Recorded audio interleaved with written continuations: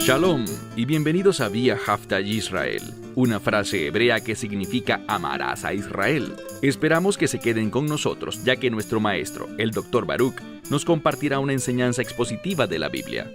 El Dr. Baruch es profesor titular del Instituto Sera Abraham, con sede en Israel. Aunque todos los cursos en el instituto se imparten en hebreo, el Dr. Baruch se complace en compartir esta enseñanza en inglés con doblaje al español. Para más información, visítenos en amarasaisrael.org o descargue nuestra aplicación móvil Mi Estudio Bíblico. Aquí está Baruch y la lección de hoy. ¿Tienes un concepto correcto del Dios viviente? ¿El Dios de la Biblia? La mayoría de las personas no lo tienen. Pero aquí está la noticia más decepcionante. La mayoría de los creyentes tampoco lo tienen. Ellos comparten la idea común de que Dios es una especie de anciano amable que, aunque es santo y justo, también es abundantemente perdonador y siempre encontrará una manera para perdonar. Siempre ofrecerá su gracia y aquellos que merezcan su juicio, al final no lo recibirán. Esta es una visión falsa de Dios. Con toda seguridad, el día del juicio llegará. Y lo que la Escritura revela, de hecho, lo que Yeshua enseñó, es que la vasta mayoría de la humanidad no experimentará la salvación, no estará en el reino de Dios, sino que enfrentará la ira eterna de Dios, su castigo eterno. Bien, compartimos esto con frecuencia por dos razones principales. Una es que cuando leemos la Escritura, y no simplemente seleccionamos lo que queremos compartir, sino que recorremos los libros de la Biblia en el orden de los capítulos, encontramos, tanto en el Antiguo como en el Nuevo Testamento, que constantemente se manifiesta una revelación del juicio de Dios. La palabra nos habla de un Dios que derramará su ira sobre este mundo. Necesitamos reconocer eso y tenemos que responder a esa realidad. ¿Y cuál es la mejor manera de responder? A través del arrepentimiento. La segunda razón por la que hablamos con frecuencia del juicio de Dios no solo es porque la Biblia lo hace, sino porque no queremos que nadie experimente esa ira. No queremos que sean consumidos y colocados en un castigo eterno. Queremos que todos se arrepientan. Queremos que reciban el perdón de Dios mediante la sangre del Mesías Yeshua y que sean parte de la familia eterna de Dios en el reino de los cielos. Y creemos que la mejor manera de lograr ambos objetivos es compartir con precisión la palabra de Dios. Toma tu Biblia y ve conmigo al libro de Isaías, capítulo 34. Libro de Isaías, capítulo 34. A pesar de que hay un par de lugares en este capítulo 34 donde el lenguaje, el vocabulario, las palabras son difíciles, en su mayoría el capítulo 34 de Isaías no es un capítulo difícil de leer en el idioma original ni de comprender. A veces suena un poco entrecortado y tal vez no tan fluido en nuestra comprensión de cómo lo expresaríamos. Pero no obstante, en hebreo es muy claro, muy discernible para entender cuál es el mensaje de Dios a través de Isaías en este capítulo 34. Así que vayan conmigo al verso 1. Vamos a ver un énfasis en cuanto al mundo. ¿Por qué? Porque es el mundo el que experimentará el juicio de Dios. Ellos serán quienes reciban la ira de Dios. Entonces, una vez más, Dios está revelando esto de antemano para que las personas puedan realizar los preparativos necesarios. E insisto, la única preparación que te removerá para que no experimentes esa ira de Dios derramada sobre este mundo es el mensaje del Evangelio. Lo que vemos que lo señala a Él crucificado, y estoy hablando por supuesto de Yeshua, a Él siendo crucificado, su sangre siendo derramada, y a través de la resurrección tenemos confirmación de su victoria sobre el pecado y la muerte. Y la razón por la que Él fue a esa cruz fue para nuestro perdón. Él tomó ese juicio. Él tomó esa ira. Entonces, si removemos a Dios como un Dios que juzga, la cruz se vuelve vana. Por eso es que debemos ser precisos y compartir todo el mensaje completo de Dios. Verso 1. Dice, acérquense, y usa la palabra goim, que puede significar naciones o gentiles. Y como frecuentemente ocurre, vemos que la profecía tiene poesía. Y la poesía se discierne por su paralelismo. Entonces vemos la palabra goyim y la palabra liumim para pueblos y naciones. Dos palabras que frecuentemente se traducen de la misma manera, pero que tienen un significado ligeramente diferente. Una se refiere al país como tal y la otra habla más de los habitantes de ese país. Así que leemos en el versículo 1, acérquense, oh pueblos, para oír. Esta es una palabra para oír que exige una respuesta. Y luego un paralelismo. Y naciones, estos son los países colectivamente, y escuchen. Esta es una palabra para oír lo que se está diciendo. Ser capaces de discernirlo con precisión. Y Dios es muy claro en lo que está diciendo. Seguimos. Escuchen, oh tierra y su plenitud. ¿Y cuál es el paralelo aquí para la tierra? El mundo y todo lo que él produce. Esta última palabra a menudo cuando se aplica a una persona significa descendencia, los que forman parte de la siguiente generación. Estamos hablando aquí del mundo y todo lo que sale del mundo. Es decir, que este mensaje de Dios nos incluye a todos. No importa quién seas, dónde te encuentres y en qué generación vivas, esto tiene implicaciones para ti, para toda la creación de Dios. Ahora, avancemos hacia el versículo 2. Lo siguiente que se nos dice es porque, y es la palabra ketzef, que es una palabra que habla de una ira muy hostil.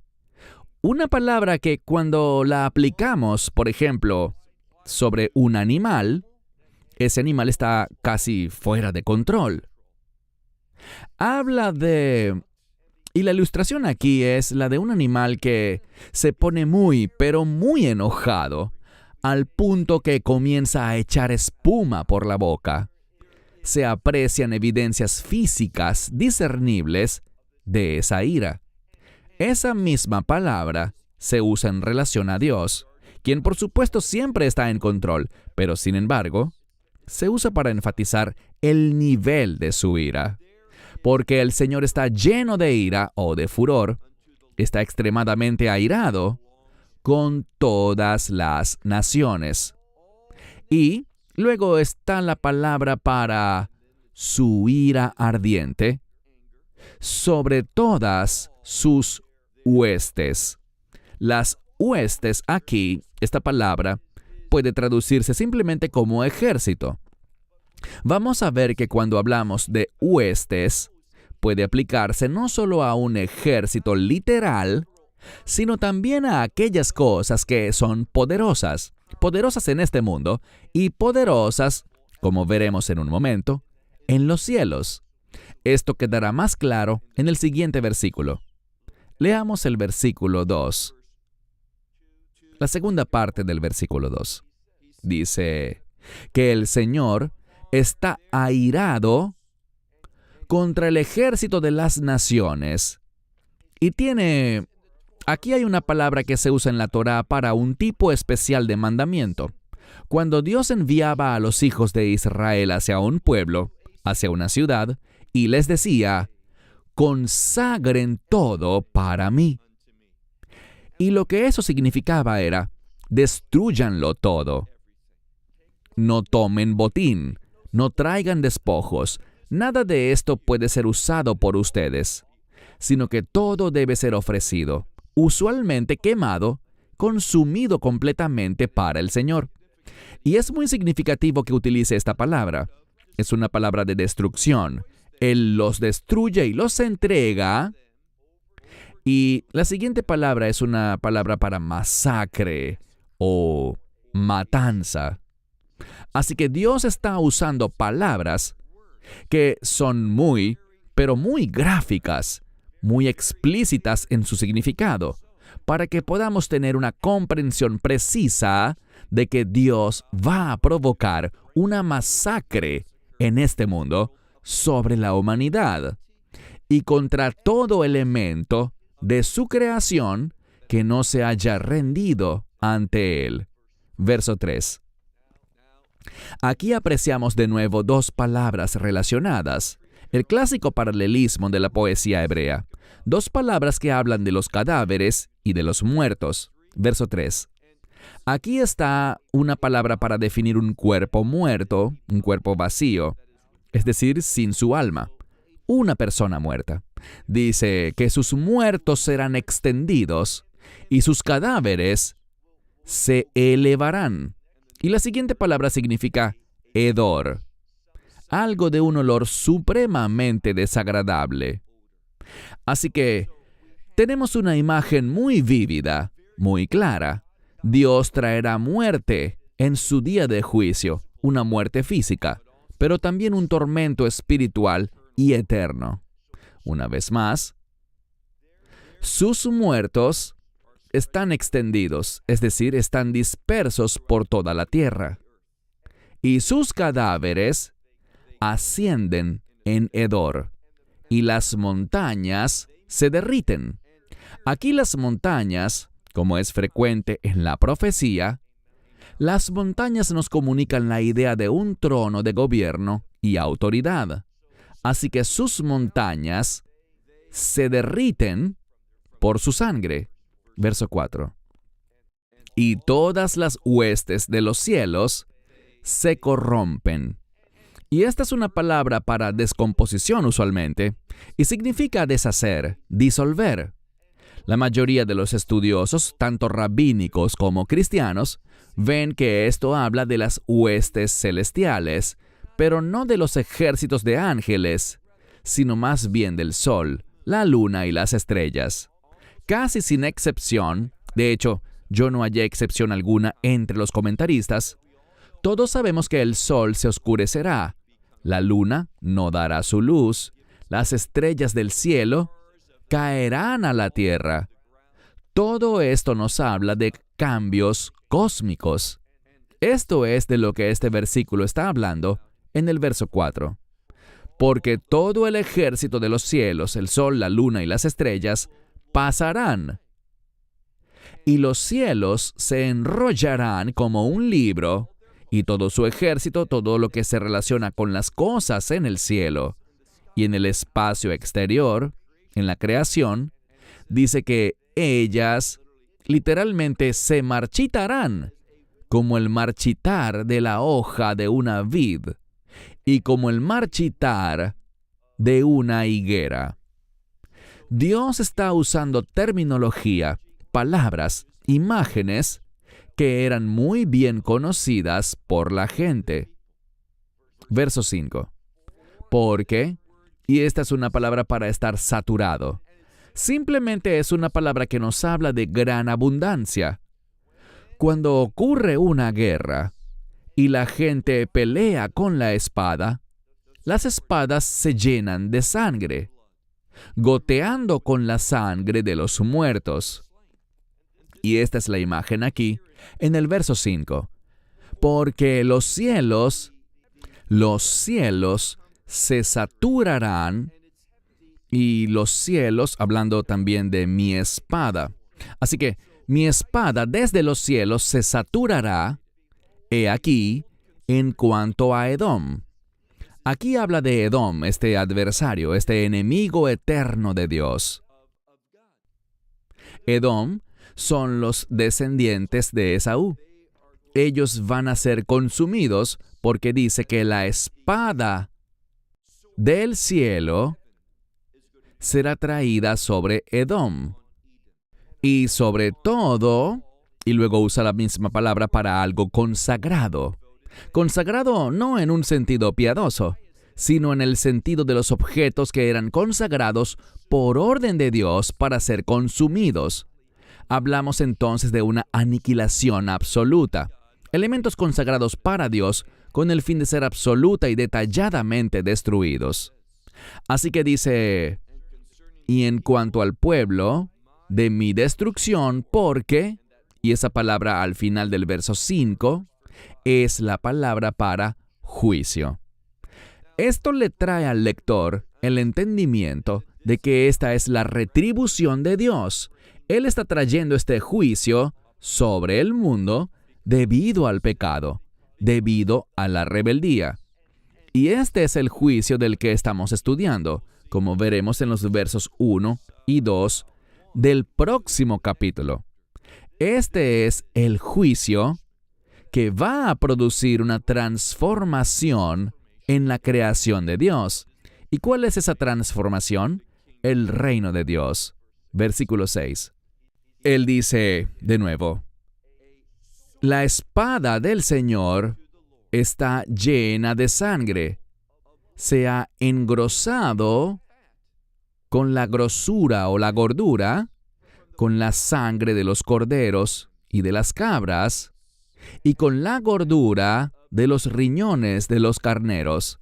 Porque, y esta es una palabra para sacrificio, pero la mayoría lo ve como una masacre, una matanza, delante del Señor en Bosra. Y esto tiene un paralelo. Lo veremos cuando estudiemos dentro de muchos meses el capítulo 63 de Isaías, donde el Mesías, y les he compartido antes que hay 3 lugares principales que el Mesías visitará en los últimos días con respecto a su segunda venida. No me refiero al rapto, sino a la segunda venida. Él juzgará el monte de Esaú en la tierra de Edom. Y estamos hablando de Bosra.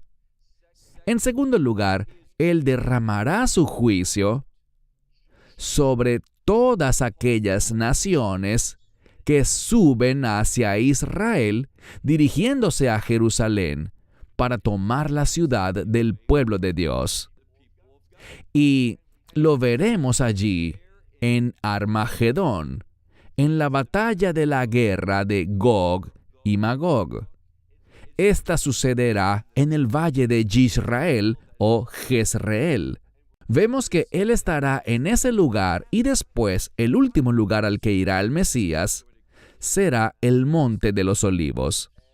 Como se nos dice en el capítulo 1 de Hechos, que Él regresará allí y descenderá al Monte de los Olivos, cruzará el valle de Cedrón a través de la puerta oriental, tras lo cual el reino de Dios muy pronto será establecido. Aquí vemos el juicio sobre Bosra, y dice que habrá una masacre, una gran masacre, Teibaj Gadol, en la tierra de Edom. Entonces, Edom, Bosra, en todos esos lugares es donde Dios derramará de una manera muy, pero muy definitiva su ira y su furia. Pasemos ahora al versículo 7. Aquí tenemos una palabra que puede significar búfalo. Habla de un animal grande, como un búfalo o algo similar. Ellos descenderán junto con ellos, y los toros con los poderosos, es decir, los toros poderosos. Y dice una vez más que su tierra quedará saturada de sangre, y su polvo con la gordura se volverá fértil. La palabra fértil es la misma palabra para grosura en este contexto, porque debido a la muerte que tendrá lugar, la tierra se volverá fértil, y habíamos hablado de la grosura o la gordura de la tierra. Entonces, este juicio traerá como resultado un cambio glorioso sobre la tierra. ¿Y cuál es este cambio glorioso? Obviamente, es el establecimiento del reino milenial. Y como dije, la próxima semana vamos a entrar en el capítulo 35 y allí veremos esta gran diferencia entre lo que estamos estudiando hoy y lo que será después. De hecho, en los últimos versículos del capítulo 34 comenzamos a centrar nuestra atención en este cambio, en el hecho de que habrá un remanente que heredará este reino, esta tierra, que se convertirá en el reino milenial. Leamos ahora el verso 8. Porque es un día de venganza para el Señor. Es el año de las recompensas, está en plural, y habla de una abundante recompensa, que es un término que se refiere a un pago. Así que es un año en el que Dios hará un pago. Está en plural, así que habla de una retribución abundante contra aquellos que han violado su verdad, que se han rebelado contra su gracia y que han desafiado su propósito y su plan. Por eso vemos aquí que es un día de venganza para el Señor. Es un día en el que Dios, y miren al final del verso 8, una frase muy importante que no debemos pasar por alto. Voy a leerla en hebreo. Dice así: Leiriv Sion. Riv es una palabra para conflicto. Es una palabra para contender. Entonces, será un día de venganza cuando Dios contienda, cuando Dios entre en conflicto con el mundo. ¿Sobre qué? Sobre Sión. E insisto, este es otro ejemplo de cómo el término Sión se relaciona con el reino. Todo lo que está sucediendo, este juicio, esta ira, esta gran masacre, esta matanza. Dios usa esas palabras. También debemos hacerlo nosotros. Al mirar este texto, si no tenemos entendimiento, solo nos enfocaremos en cuán malo luce esto. Pero no es algo malo, es justicia. Es el día de la retribución. Dios está poniendo las cosas en orden. Dios está estableciendo la justicia. Y como vemos, el resultado, lo que está haciendo es contender con el fin de que Sión, el reino, sea establecido. Dios está haciendo aquí la paz, al castigar y destruir a sus enemigos. Verso 9. Aquí vemos otras dos palabras que también apuntan a la ira de los últimos tiempos, que esta es la interpretación correcta. La primera palabra se refiere a azufre y sulfuro. Muchas veces este azufre o sulfuro también se relaciona en el Antiguo Testamento con el derramamiento del juicio de Dios, su ira ardiente, y usa una palabra que traduciríamos como brea, hablando simplemente de ese elemento. Si cae brea en tu auto, no es algo agradable, no es algo diseñado para estar en contacto con los humanos. Pavimentamos carreteras con ese material, pero generalmente, fuera de eso, no tiene propósito alguno. Así que dice aquí que Él tomará los ríos de la tierra y los convertirá en brea. Y la tierra, el suelo, dice que se convertirá en azufre. Y acontecerá que la tierra se convertirá en brea ardiente. Así que todo lo que el mundo le dio importancia, lo que el mundo buscaba, lo que el mundo deseaba y perseguía, se convertirá en nada más que azufre, sulfuro y brea, elementos que no tendrán valor para nosotros. No será nada bueno. Al final, Dios lo transformará todo en algo bueno para su pueblo, pero vamos a ver una imagen aquí. Y lo que el profeta está haciendo es decir que todo por lo que el mundo trabajó, lo que el mundo buscó, por lo que mintieron, robaron y engañaron para lograr y recibir, todo eso se convertirá en elementos que nadie quiere. Pero al final, Dios hará algo grandioso. Miren el verso 10. Noche y día, hablando de la tierra, y este es el lugar de su juicio. Esto se refiere, según la mayoría de los eruditos, a un lugar fuera del reino, donde está la oscuridad exterior, donde está el llanto y el crujir de dientes. Y dice aquí sobre este lugar de juicio, mira el verso 10, de día y de noche no se extinguirá, por siempre subirá su humo de generación en generación. Será destruido por siempre y siempre.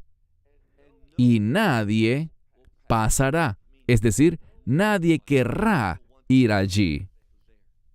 Lo que ilustra esta última parte del verso es que cuando algo es bueno, cuando hay un lugar agradable, un buen lugar, la gente querrá viajar allí, querrán visitarlo, pasar por allí, venir. Pero cuando es un lugar que no tiene valor, donde no hay nada, un lugar que ha sido objeto de la ira de Dios, de su juicio y su venganza, nadie querrá pasar por allí. Ahora usa un lenguaje simbólico y dice que habrá quienes lo hereden, habrá quienes moren allí, y habla de un tipo de animal, y todos estos animales son no kosher, es decir, son animales rechazados, que no son aceptados por la humanidad, son rechazados, y utiliza un término. Realmente no sabemos hoy en día qué significa este término, o a qué se refiere, más allá de ser un tipo de ave o animal que es inmundo. En la lista están el puercoespín, el búho y el cuervo. Estos tipos de animales inmundos vivirán allí, y extenderé hacia él una línea. Bien, hay una línea, en pocas palabras aquí, para la construcción. Son herramientas de topógrafo para poner cada elemento en orden, pero es un juego de palabras. La mayoría de ustedes conocen el término tohu veivohu. Se usa en el libro de Génesis para describir la creación en su forma original. Estaba desordenada y vacía, carente de orden. No fue sino hasta que el Espíritu de Dios y la palabra de Dios comenzaron a moverse y a funcionar. Solo cuando Él pronunció sus palabras fue que las cosas se volvieron buenas, muy buenas, según el orden de Dios. Y lo que estamos leyendo aquí en el verso 11 al final es que Él extenderá una línea de tohu y colocará piedras de vohu. Estas líneas y piedras eran marcadores. Estaban allí con el propósito de construir sobre ellos. Y lo que está diciendo es que este lugar será un lugar de confusión. Uno que no tendrá orden, que representará un lugar desprovisto del Espíritu de Dios y de la palabra de Dios.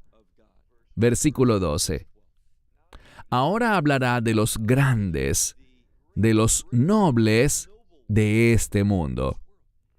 Y está refiriéndose a aquellos que eran líderes políticos, que tenían influencia, poder y autoridad, pero que no se sometían a Dios. No usaban su posición para participar en los planes de Dios. Y dice que sus nobles no tendrán reino alguno.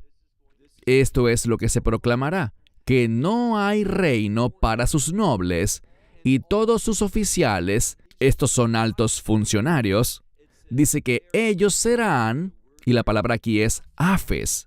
Afes es un término que significa cero, nada. No habrá nada en su cuenta. Todo lo que han logrado, toda su gloria en este mundo, como gobernantes, como altos oficiales, asumiendo posiciones de autoridad y honor desde la perspectiva del mundo, al final no traerá absolutamente nada ante Dios. Verso 13. Dice que sus palacios quedarán cubiertos, estos palacios, de espinos, cardos y zarzas. También estarán en sus fortalezas y será un lugar, ahora está en singular, refiriéndose a todo el lugar colectivamente. Él será una morada para chacales. Sus atrios serán entregados a los avestruces, y nuevamente todos estos animales son inmundos. No tienen un propósito para bendecir a las personas, a la humanidad. Así que Dios está usando un lenguaje simbólico diciendo que este lugar es inmundo. Este lugar no tiene ningún propósito. Este lugar, al igual que estos tipos de animales, eran rechazados. También estos eran lugares rechazados por Dios. Versículo 14. Y se encontrarán, nuevamente usa estas palabras, la palabra Siyim e Iyim. Hay un par de traducciones diferentes para esto, y solo a través del paralelismo podemos entenderlo correctamente. Estamos hablando de animales, dos tipos de animales. Animales del desierto y animales que quizás habitan en una atmósfera más tropical o isleña. Pero independientemente dice que será un lugar de encuentro para estos tipos de animales, para la cabra, que a su pareja llamará, y dice que allí habrá un lugar de descanso para las criaturas nocturnas, pues se encontrará allí para ella descanso. Así que todos estos animales que son rechazados, estas bestias que son vistas como criaturas abominables, animales que no están asociados con la humanidad, ni tienen un propósito para la humanidad, están siendo colocados allí. Insisto, es simbólico, para comunicar que las cosas que están allí no son para la bendición del hombre. No tienen como propósito nada bueno para la vida humana. Todas estas cosas son rechazadas. Verso 15. Y allí encontraremos que la serpiente hará un nido. Y esta serpiente pondrá sus huevos, los incubará y recogerá a sus crías bajo su sombra. Pero allí se reunirá el ave inmunda, ella y su pareja. Así que simplemente está diciendo que, insisto, es un lugar donde el hombre no tiene nada que buscar, donde la humanidad no encontrará nada valioso. No es algo que pueda usar o que sea de bendición para él. verso 16. Ahora estamos hablando de una transición en el versículo 16. El versículo 16 establece la base para lo que estudiaremos la próxima semana en Isaías 35. Dice, busquen de la palabra del libro del Señor y lean, es decir, invoquen la palabra del Señor, utilicen la palabra del Señor. Así que dice, ni una sola cosa de ella. En cuanto a ni una sola cosa, los eruditos dicen que significa que ni una promesa, ni una sola palabra de Dios estará ausente. Todo lo que Dios dice se cumplirá. Y esta es la tercera vez. Una mujer y su pareja no faltarán. Encontramos aquí que Dios va a volcar, basado en sus promesas, que Él trabajará con la familia. Enfatiza que del mismo modo que Dios vio y proveyó para aquellas cosas que no eran aceptables, Dios proveerá para aquellos que son aceptables, aquellos que basan su vida en la revelación de la palabra de Dios. Así que busquen de la palabra del Señor y lean. ¿Y cuál será el resultado? Ni una sola cosa de ella estará ausente. Una mujer y su pareja no faltarán, porque la boca, y esta es la boca del Señor presumiblemente, lo ha ordenado, y su espíritu los está reuniendo. Lo que encontramos aquí es esto. En medio de la ira de Dios siendo derramada, aquellos que han buscado la revelación de Dios, esas personas, aquí dice ella y su pareja, ellos serán reunidos. No estarán ausentes, no carecerán de nada. Y descubrimos en el último verso, el 17, que Él echará sobre ellos goral. Esta palabra significa suerte y nos habla de un futuro. Verán, aquellos que no tienen una relación de pacto con Dios, no tienen futuro. Su suerte, su destino, está en el exterior, donde están las tinieblas, el llanto y el crujir de dientes. Pero Dios los reunirá, Él cumplirá su suerte, lo que les ha prometido, y su mano lo dividirá entre ellos, y será, luego tenemos esa misma palabra para una línea, estará preparada, será extendida según la medida correcta, y dice, para siempre, ad olam, por siempre y para siempre.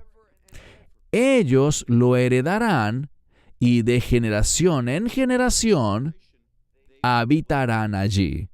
¿Y quiénes son ellos? Bueno, esto nos habla de las personas a quienes Dios colocará en su reino. Ellos habitarán allí. Y en el capítulo 35 veremos lo que aquellos que estarán en el reino de Dios pueden esperar. El capítulo 35 es un capítulo de aliento. Nos habla de un cambio glorioso que está por venir. Y este cambio glorioso es el reino de Dios. Así que hasta la próxima semana, cuando estudiaremos el capítulo 35, les digo Shalom desde Israel. Shalom from Israel. Esperamos que te hayas edificado con el mensaje de hoy y lo compartas con otros. Te invitamos a seguir nuestros estudios cada semana por este canal y por el portal de YouTube de Amarás a Israel. También puedes descargar nuestra aplicación móvil gratuita, Mi Estudio Bíblico. Finalmente, para obtener más información sobre nosotros, visita nuestra web amarasaisrael.org, donde encontrarás otras conferencias de Baruch en audio, video y texto. Hasta el próximo programa. Que el Señor te bendiga en Yeshua HaMashiach, Jesús el Mesías, mientras caminas con Él. Shalom desde Israel.